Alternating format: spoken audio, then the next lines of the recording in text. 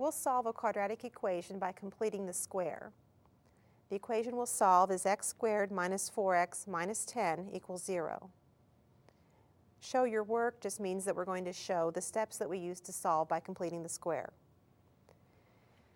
When we complete the square, we copy the problem that we had, only we leave the terms containing x on one side of the equation, and we add the 10 on both sides to move the constant to the other side of the equation. I've left a space here because I'm going to add a number on this side. Adding the number will complete the square. What number do I add? Well, I look at the x term. I have negative 4x. I look at the negative 4. I take negative 4, divide it by 2, and square it. That would be negative 2 squared, which would be 4. That is the number that I want to add here.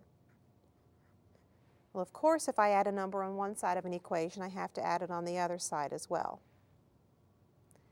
Now I've completed the square on this side because this is a trinomial that I can factor as x minus 2 squared. And that equals 10 plus 4, or 14.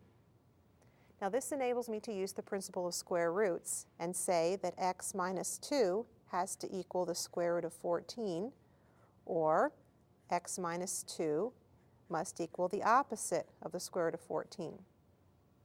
Solving for x, I have x equals 2 plus the square root of 14, or x equals 2 minus the square root of 14.